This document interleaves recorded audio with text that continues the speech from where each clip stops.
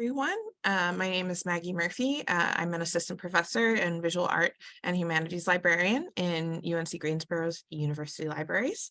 I use she, her pronouns, and I am chairing this session, and I will be introducing two presenters this morning.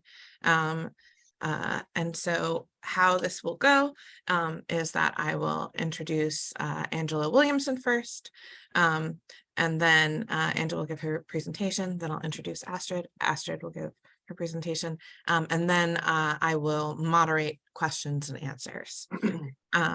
Okay.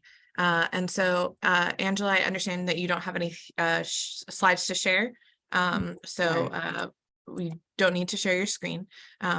Okay, so I'm going to jump ahead and introduce you. So Angela Williamson is studying art history and classical studies at UNC Greensboro, and she is a junior. And just as a note, everyone, please keep yourself muted while Angela is talking. Make sure that your Zoom is on mute. Okay, Angela, go ahead. All right, good morning. My position on female empowerment is that no one can take away power God has given her, other than her lack of understanding of how to use it. My opinion isn't to belittle or blame, but to offer a different perspective of rethinking how women can be powerful. I thought about the ancient Greek plays Iphigenia at Aulis and Medea, both by Euripides, to gain new insight into how they used their power in Athens, Greece. My research focuses on exploring the journey of Iphigenia and Medea's sense of empowerment from ancient times that parallel to women's lives today. I take inspiration from the play of Iphigenia. The play depicts the fleet of Greek ships commanded by General Agamemnon, who is also the king of Mycenae, is stuck on the island of Aulis. It needed the wind to sail for battle against Troy. Agamemnon consults with his religious leader to get a divine answer as to what to do, and was advised to sacrifice his youngest daughter, Princess Iphigenia, to the goddess Artemis to receive favorable wind to sail. Agamemnon accepts the order and sends for his daughter and his wife, Queen Clytemnestra, under the pretense of Iphigenia to marry. When they showed up and discovered Iphigenia was to be sacrificed instead of married, there was an outcry. Iphigenia cries and begs her father to spare her life. Then suddenly, at that moment, Iphigenia had a conscious thought that changed her heart. It was a decisive turning point. Iphigenia went from being a victim to being a hero. She stopped begging for her life and welcomes her death.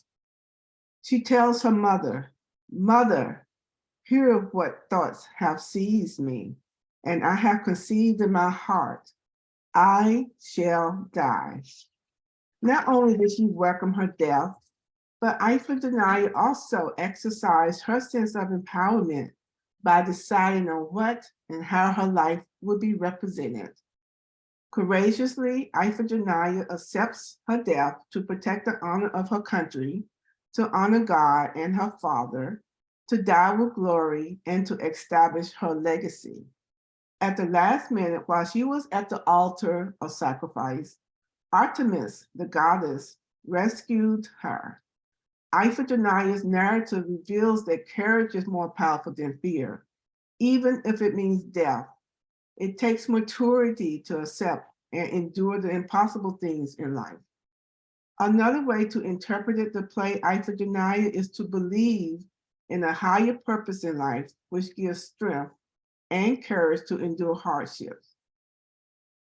Another important observation of Iphigenia's narrative is to recognize a king's title, which means absolute power and authority and military strength. However, King Agamemnon was powerless against Artemis, who stopped the wind, rendering his ships useless. And Iphigenia's courage pitted against a king's authority magnify his weakness and his thirst for power.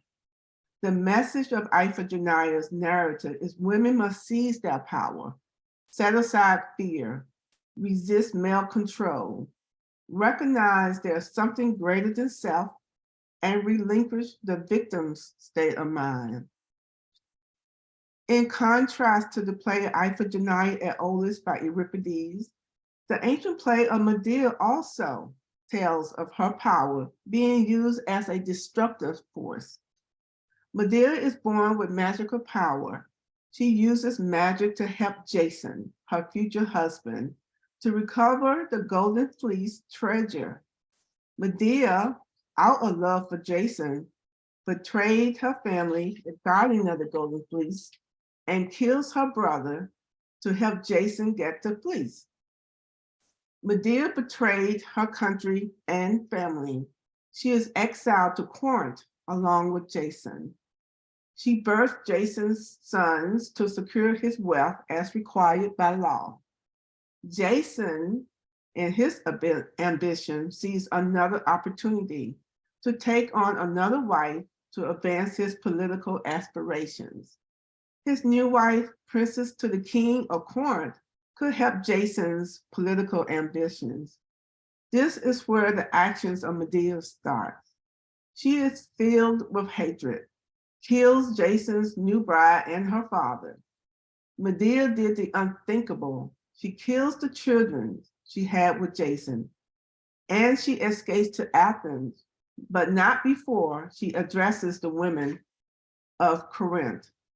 Medea says, "We women are the most beset by trials of any species that has breath and power of thought." From the start, Medea acknowledges women's power over their thought. She continues, "Firstly, we are obliged to buy a husband at excessive cost, and then accepting him as master of our body. That is even worse. To have no control over your body is to be a slave. It's the worst form of a human being." Clearly stated, Medea's feelings about childbirth. "I would rather join the battle ranks of shields 3 times than undergo birth labor once." Medea rejects the role of motherhood, preparing to go to war than give birth. In addition, women have to downplay their intellect to men. Medea states that stupid men will see women as impractical, and society will label women as troublemakers. A woman can't win in no kind of way. Medea knows she's clever and asks the question, why are men afraid of me, a woman? For what? That is a profound question as we seek answers today. I believe women's empowerment lies in their intellect, and women often give it away to satisfy a man's ambition or pander to his fragile ego. Medea says that women can't satisfy a man in this area, no matter what they do. This is a revealed truth for women to understand. Medea used her power unwisely for Jason's love and to obtain wealth and security. In this situation, Medea cries the victim song and is mad at society's treatment of her and women. Although Medea's resentment is justified, however, I believe her anger is misguided. She directs her anger towards the people she blames for her trouble, instead of looking at herself to examine her bad decisions. Medea betrayed her homeland, causing great suffering to her family and country. But Medea can't see she's the cause of her life problems. What she has done to others in betrayal, it is now being done to her. Reimagine Medea's narrative provide us with ways to understand women's responsibility in the making of their lives. Women violate their sense of trust and moral standards when material gains are attached to their idea of love. giving up control over their bodies and minds, and assigning guilt or blame on others for the sole responsibility of their happiness. This leads to pain and suffering. In conclusion, I have thought about how women in ancient times used their power, which is useful today. I closely examined Iphigenia and Medea's narrative to gain insight. I have obtained information that tells women to rely on courage, be independent, and take responsibility for their sense of empowerment. These narratives direct us to our power of thought. Iphigenia acted on her thought that changed the course of her life. And in Medea's speech, she acknowledges women having the power of thought. When Iphigenia put aside her fear, she exposed the cowardness of her father. It revealed the balance of war for greed and the religious order that authorized the bloodshed of a woman. These power structures in society will fall apart when faced with courage. Lastly, Medea's narrative shows self-betrayal for material possession and love. And when that connection is broken, resentment leads to power used wrongly. Most importantly, power lies in thought. Women are responsible for the use of their minds, and to trade it in for any reason results in oppression and hatred in all sorts of ways. Thank you. Thank you so much, Angela. Okay, so we're going to hold questions for Angela until after Astrid is done presenting as well. So next I am going to introduce Astrid Bridgewood, who is an art history major and arts leadership and administration and philosophy minor at Queen's University of Charlotte, a junior graduating in May 2024. She is a third-year student of the Queen's Honor College with a current focus on interdisciplinary education in the arts through the lens of Black Mountain College, with her study supported by the Noble Fellowship and Rogers Research Institute at Queen's University of Charlotte. Okay, Astrid, 2 A names. Astrid, I will turn it over to you. Thank you very much. Pardon my voice, I've been a little sick recently, but I'm going to go ahead and quickly share my screen. Let's see. It's going to take me one moment. Let's see here. Yes. Okay.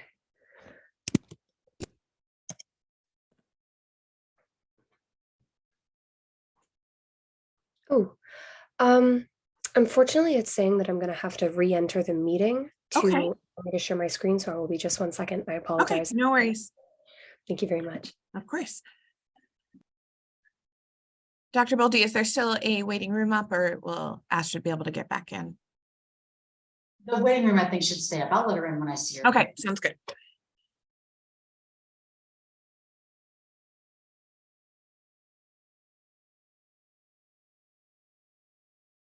Sorry about that, y'all. All right. We should be able to. Wonderful. I'm going to full screen. Okay. All right, everyone. Let's see. Well, thank you very much for introducing me. As she mentioned, I'm Astrid Bridgewood. I am an art history major at Queen's, and I'm presenting on Monet's Run Cathedrals, an impressionist exploration of time, history, and religion.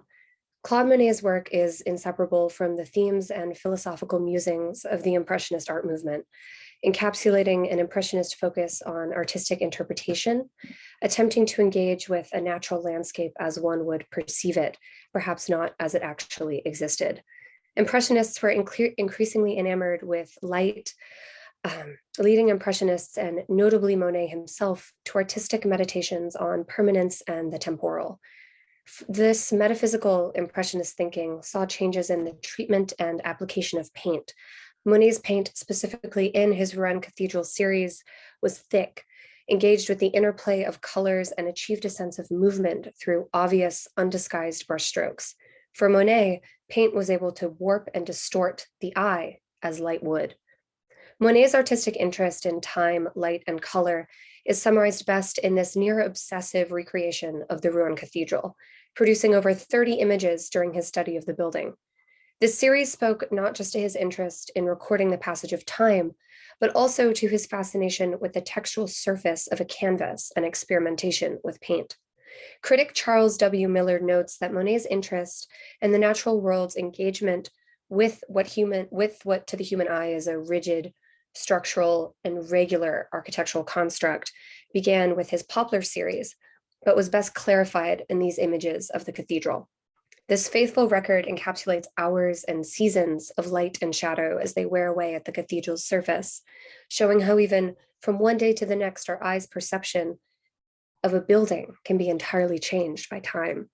As the image is repeated, we understand that the cathedral itself is not the entire subject of the series. The true motif is one that is almost pantheistic.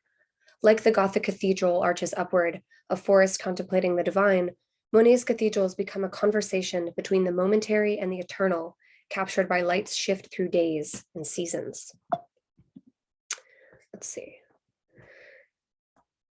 Cézanne criticized Monet by calling him just an eye, but it is Monet's very desire for true sight which inclined him to obsessively record the iconic image of the Rouen Cathedral. His eye did more than faithfully transcribe a natural image. As I mentioned, it caught the interplay of light and color. It was sensitive to paint's texture, and this sensitivity allowed him to repeatedly reimagine and then finally to abstract the cathedral's west facade, which you see here, into a harmony of opalescent color. The cathedral as we know it now is a cultural icon of France. The construction began with the facade, followed by the construction of what is now its iconic North Tower and side portals, all of which perfectly exemplify the Gothic style. The Gothic cathedral is a construction constantly conversing with the internal and the temporal, meant to evoke the natural world with towering spires like trees and densely nestled details like foliage. The Gothic cathedral draws the mind and the eye upward, forcing contemplation of the divine as your gaze meets the high arching heavens of the church ceiling. To transform a constructed space into something which is believably natural ensures that the viewer is constantly in exploration of change. As a person is changed or elevated through following God, so is the cathedral.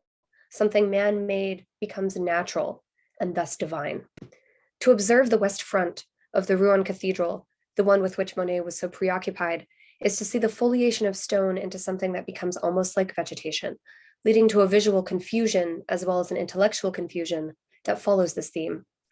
Monet's impressionist interest in the temporal nature of light is one of transformation. As light changes, how one sees is transformed. The eye is very easily fooled. To record this is an attempt to capture something which is seen and felt more than coherently known. Present again is that intellectual confusion. It's a metaphysical issue, a religious one. Here's a religious monument that has been touched by thousands of people across time, and yet it still stands, outliving all of them.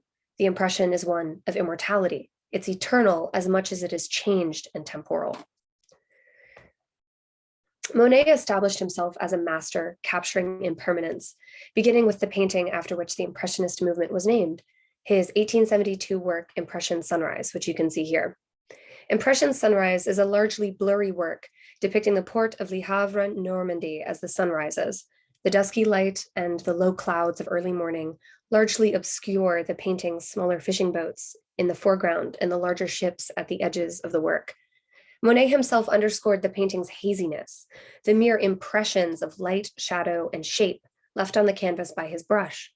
Symbolically, this painting is not just a record of a moment as it is felt and witnessed. Monet's highly emotive and naturalistic eye is at play here with the sun's luminescence and the convergence of sky and water, though he may also be seeking to comment on France's revitalization following the recent end of the Franco-Prussian War.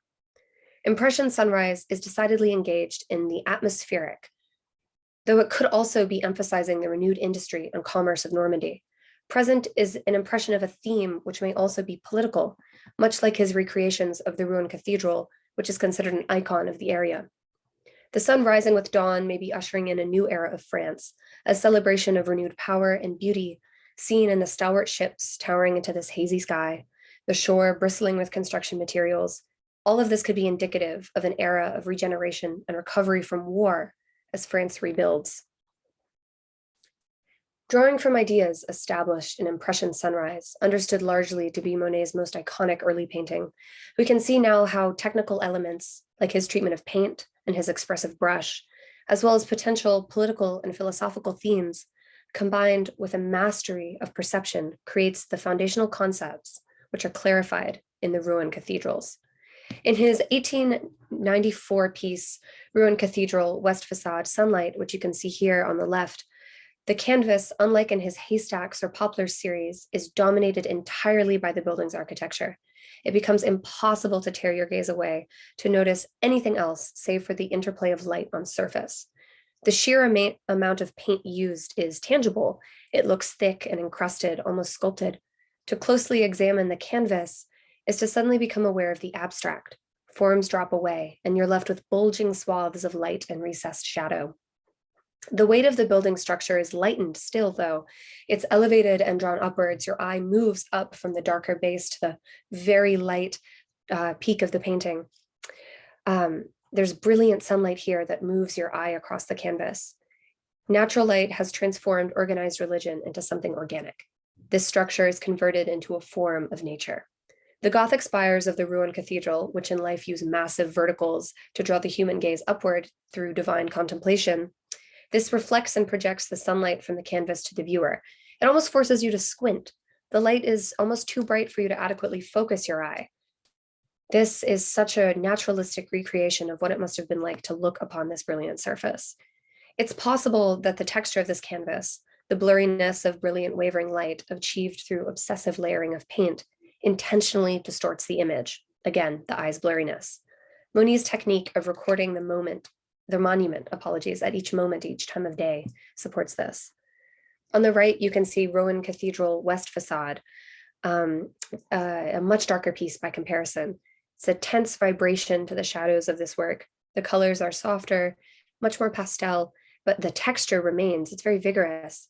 Monet, in trying to paint air, has calcified the medium into something which evokes the movement of wind and clouds. Air pushes and settles against the cathedral's surface in a way that moves light, makes it fluid and shivering. Color has assumed the principal role of this series. Yes, this incrustation of paint is recognizable notably as a cathedral, but when the series is viewed in its entirety, which you can see sort of right next to each other in this slide, we understand that it is the intention not to faithfully record a building at all times of day. Monet's interest now is in light's color, the emotive quality it displays as the sun rises and sets. His thematic goal is color as changed by time, light as transformed by surface, surface and structure as it is abstracted by all. Here we see Rouen Cathedral, the portal and the tower in full sun, an 1893 piece, so it predates the previous two pieces we just saw on the left. This is Monet's clearest depiction of the cathedral. It is the least obscured by environmental factors of sun and shadow, and you are most accurately able to see the variations of surface treatment here. The structure is at its most coherent. One can imagine that this is mid-afternoon, that the sun moved from its peak in the sky to reveal the depth of the cathedral's portal and arched entryways more accurately. The piece's title is completed by the phrase blue and gold harmony. This in the Musée d'Orsay is what completes the title, but is not typically what it is referred to. However, I think that this idea of harmony is extremely important to one's understanding of the piece. Harmony is an idea that is musical, a harmony of blue and gold, of sky and sun. This is another kind of confusion, intellectual confusion of the arts that speaks to Monet's desire to trick the eye, to fool the mind. While full sun provides us a clearer view of the subject, the title indicates that this clear view is not the painting's entire purpose. Once again, the use of the word harmony indicates that he intended towards abstraction. We're meant to focus on the interplay of blue and gold on the surface, this dynamic of color, the way paint is blended and mixed, less so on this very clear afternoon. The focus is on color over image, Monet's eye in conversation with the motif. Monet is no longer exclusively investigating the process of recording an image. His focus has shifted to an exploration of the medium, Despite the fact that the image is clear and it's better read as the cathedral, we are still very aware of his paint. It's worth mentioning that this thick incrustation of oil present in previous works is still obvious on the surface. Again, it's lending to the image a kind of blurring, again, contributing to abstraction. Speaking on that theme of abstraction, I would encourage you to move your gaze to the right to view one of the most highly abstracted pieces in this series, the Cathedral of Rouen, the Portal, Morning Sun. That's the translation from the French here. A symphony of red and blue light that makes the cathedral's arched entrances almost emanate light. Much like an Impression sunrise, Monet is exploring early daylight, the first traces of dawn, and the distortion of light which can trick someone's eye, changing the artist's image and vision. There's something now cloud-like about the cathedral. It blends very easily into the sliver of sky you see at the peak of the canvas. The light is diffused and soft, and the structure is rendered in pale blues and gold pinks, which make it seem like it's floating, blending in, as I said, with the sky. The sense of the structure's absorption into the natural landscape can be interpreted again as political and decidedly modern. Quoting Marx and Engels from 1848, all that is solid melts to air. We are left with a canvas that questions convention, leaving us to wonder what is permanent in a world where such a monument can be made almost immaterial by natural intervention. This is an almost religious implication. Under the sun, no moment was more important than any other, and no building or belief system was inherently enduring. We can see starkly how the cathedral is changed as it moves through time. To compare the cathedral with the piece on the left, it's almost to witness two entirely different structures. So drastic is light's impact, light's change. And by witnessing this change, we question how such a structure, despite its divinity, how can it endure over time? This act of questioning, again, is very political. To me, the motif itself is an insignificant factor. What I want to reproduce is what exists between the motif and me. It becomes obvious in this quote that Monet's exploration of the Rouen Cathedral leaves behind the actual implications of the structure and becomes more engaged with the philosophy of reproduction, a personal relationship with the image, also with perception. In many ways, though Monet is exploring a man-made structure through natural elements like sunlight, the cathedral becomes like a forest. Shadows run across its surface. Monet has perfected the image of a structure across time, the temporal nature of a moment as the sun rises, as light is revealed by afternoon clouds, as dusk swallows shadow. Individually, these captured moments discuss the ephemeral, but as a series, they discuss eternity in abstraction. They seem infinite and pantheistic in the way that his religious structure is elevated and transformed by elements of the natural world. This theme of pantheistic transformation, clarified in his cathedrals, is perfected in his later and frankly most well-known series, The Water Lilies. Leaving behind this engagement of interaction of light on architectural structures, Monet becomes transfixed by the interplay of light and shadow as reflected on water, a surface which by nature is ever-changing. Whereas previously we see Monet begin to abstract a coherent structure through use of thick paint and atmospheric elements, the organic shapes of cast shadows on these expanses of water are by nature abstract. In this 1906 work, Water Lilies, we can still see elements of naturalism. There's a pattern of lilies and reflections on the water's surface. These stem from reality. If we could lift our gaze from where it's fixed on the water by the constraints of the canvas, you can pinpoint the origin of the shadows relatively easily. There's a sense of peace and tranquility to the work. Despite the obvious movement of his brush strokes, the water is still and cool. The pond's reflection seems to encourage a kind of inner reflection, a meditative theme whose ideas of serenity and God in nature are seen best in his final massive water lily landscapes. Monet's final decades saw the production of water lily compositions, which are nothing short of monumental, one of which is this triptych that you see on the screen. These panels were constantly reworked from 1914 until his death in 1926. In an 1897 interview led by writer and lecturer Anna Seton Schmidt, Monet noted the purpose of his studies of Rouen Cathedral. By abstracting architectural details through treatment of light, he allowed the viewer to be overpowered by, quote, the vision of sublime loveliness, unquote. It was a kind of color poetry. These studies seek to capture the spirit of the structure, and this triptych exists in that kind of continuum of sublimity, overpowering the viewer in scale and depth. The central panel of the triptych grabs focus immediately. The lilies, unlike in previous images, are swallowed by encouraging reflections of sky and clouds. We barely see them as more than brief brushstrokes, lightly interrupting this vast bloom of clouds. There's a sharpness, this paint on water. This is still natural. Its brightness evokes the reflective glimmer of watching water move, clear and distinct. But Monet is not lending this brightness explicitly to light. This is a sense of reflection and blurring. This is the eye fooled. It is worth noting that during this time, Monet was believed to be experiencing a degradation in eyesight. Naturalism is surrendered in favor of showing the true resplendent beauty of nature, the shapes and colors which, in conversation, lose all accuracy and become really, truly metaphysical. The impression of a sunrise through brief brushstrokes and washes of color, the slurred impression of a cathedral through thick incrustations of layered paint, texture, and resplendent color, the meditative impression of water lilies abstracted not through repetition, but through color. Form is lost in all three of these examples through a celebration of natural splendor. There is a sense of pantheism that was made apparent in his cathedrals. It's perfected and all-consuming in his water lilies.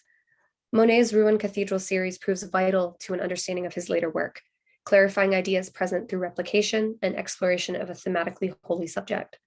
His characteristically expressive brush is calcified at times by the thick layering of paint, but the resulting texture lends to the series' abstraction, allowing the viewer to be better absorbed by the transformative light he seeks to capture. Through replication, the image of the ruined cathedral is made infinite and long-lasting. These moments transcend and explore eternity, a process of experimentation which allowed him to settle into meditative and reflective water in his final series, Water Lilies. Monet's Ruined Cathedral series exemplifies this inclination towards abstraction and expressive light, making it essential to both discussions of his body of work, but to discussions of the Impressionist movement as a whole. Thank you. Thank you so much, Astrid, and thank you also to Angela, and thank you for everyone for being with us here today. To get us started, I want to see if we have any questions from the audience. I'd appreciate if you would use the hand raising feature in Zoom so that we don't have people sort of jumping on top of each other. And then you can ask your question either unmuted or in the chat after I call on you. So I'd like to see if anyone has any questions. I can also get us started with some questions. Hey, I'm not seeing any hands just yet. Okay. Yes. I had a question. Go ahead. Yes. Right. I had a question for Angela. So you spoke about women from the perspective of someone who is studying classical studies. I wondered if you were familiar with the story of Hamlet and the story of Ophelia and kind of her role in, woman empowerment, and if you could speak to that. Thank you. Unfortunately, I have not. I'm not familiar with the. Is that Shakespeare? I believe, is it? Yeah. Okay. I look forward to one day taking some classes in Shakespeare, but I'm not familiar with their roles. If I could maybe follow up and reframe my question, are there any women that you did not speak on today in other stories that you also see fitting that role of woman empowerment that you'd like to speak on? Oh yeah. Okay. So another woman. I'm trying to think of her name. It's not coming to me. There was another fascinating story that I had about a woman who went to her death. I can't think of her name, but she defied the king's order and buried her brother. Anyone familiar with that story? And well, so she was her uncle was the king, and there was a war, And there was two brothers, and they was fighting on separate sides. And the one that won, the king took over the country and made an order to the town to not bury one of the sons because he was fighting against the country. And so the young lady thought it was her role, it was her gift, it was her position to bury her brother, because that position was instilled to her by God. And so she defied the king's order, and she went and did the burial rites on her brother. And she was caught defying the order of the king and was put to her death mainly. And so I have to look back and see if I can find, I'm sorry I don't have a name, but it's a very, very telling role of women when when humans or male tried to put them in certain positions. So her belief came from God. And so even though he was a king and said, don't do this, she rejected that. She said, well, who are you? You're not God. You're just a king. And so it's in the religious order for me to perform the burial rites on my brother, and she did, and she went to her death for that purpose. But she gave up for it's amazing story. There's the belief in something that is not a man, and even willing to die for that. So I'm sorry I don't know the name. Oh, that's perfectly fine. I'm sure from your storytelling, I could find it. I think you're very well skilled at storytelling. So thank you for that answer. Yeah. Okay, any other questions?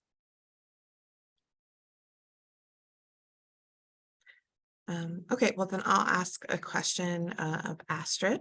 Astrid, you were talking both about Monet's kind of fascination with divinity in natural forms, and then also later his connection of sublimity with abstraction. Do you know if Monet was religious and whether that impacted his subject matter choice? That's a really great question. That's something that I inquired after in my research, actually. I was not able to find any conclusions entirely. I was able to gain access from the Getty Library to some of his correspondence, which offered some difficulty as I am not fluent in French and it required some translation. But the impression that I gained is that he was not explicitly religious beyond the context of the time. That he had an engagement with religion, but more with religion as a socio-political element in culture. It seemed to me that much of his interest with Rouen Cathedral came from its iconic status. The city in which it is placed was the site of Joan of Arc's trial, and I believe her subsequent death. And the cathedral itself houses a variety of different burial sites for royal figures and other, prominent religious figures. So it has great political and social implications for the city, for the environment. And so I believe he was really interested in it as a kind of symbol for France and a symbol for this city that he, spent a lot of time in and really loved. And I think that engagement with it from a divine sense came as he aged. So initially, what I'm trying to say is initially his interest was political and social. And then I feel probably as he aged, as many do, he became more transfixed with this idea of transcendence and this idea of afterlife and likely of divinity. But that was more meditative and I think less typically religious than one would associate, at least in contemporary times. I hope that's a sufficient answer. Yeah, no, absolutely. Okay, any other questions from the audience? Well, then I'll ask another question for Angela. So Angela, in your paper, you write about, or you connect contemporary activists and movements, such as #MeToo and the current protests in Iran after the death of Mahsa Amini, to your analysis of Iphigenia and Medea. Can you talk about how and if you see classical studies as a way to understand the human condition, and particularly the experiences of women from ancient to contemporary times? Yeah, I was in that paper. I was drawing a comparison to the male dominancy of women, and so I referenced those two movements because that's kind of fresh. In Iran, she was arrested for not wearing her hijab properly, her headscarf, and so while she was arrested, she was murdered. And it has provoked a lot of protests. And that's another form to me of having courage. And so back in the classical era, Iphigenia and Medea had to have courage. And it didn't show up in the ways that we think courage should show up, especially with Medea. But so I was connecting the two. So in protest, you have to have courage. Those women in Iran, they're not having courage. They're taking off their headscarf. They're cutting their hair. They're saying, no, we reject this way of being, because it's all male control, and it's a religious order too, as well. And I was making that comparison. And the same thing with the Me Too movement, which is standing up against sexual assault. And whereas the activist there, Miss Bird, I think her name is Miss Bird, she have explained that we can use empathy as a way too in sharing our stories, and to let other women know that they're not alone. There's other women that you can gather courage from sharing of your stories. And so I was comparing those two incidents to Iphigenia and Medea. They had to have courage in some form to go against the order of the day. And I know that we look at those stories, and we really don't, to me, get the true meaning of it. So that's why I tried to reimagine, like, what are they trying to tell us? How can their stories relate to us as women in today's society, and also in women in other parts of the country who deal with oppressions in all sort of ways? And so that's why I gather is especially Iphigenia, who stopped begging and she stopped crying. And so I think that's what we do as women, in the general part, we're asking people for our own worth. And when she stopped doing that, and like, I'll die. Who am I? I'll die for my country, which I just think that's what that was. Thank you very much. Mm-hmm. Okay. Are there any other questions from the audience? All right, well then I want to thank everyone for coming today, and I'd love if we would just take a moment, maybe unmute yourself or use the reactions to give a round of applause to our two presenters. So I'll get this started. Thank you you so much. Thank you. Okay. And we're getting some wonderful feedback in the chat as well. And as Dr. Bolte mentioned, the presentations will be on YouTube probably next week. So if you'd like an encore or to check out other presentations from today's honor symposium, you'll have that opportunity. Okay, thank you, everyone.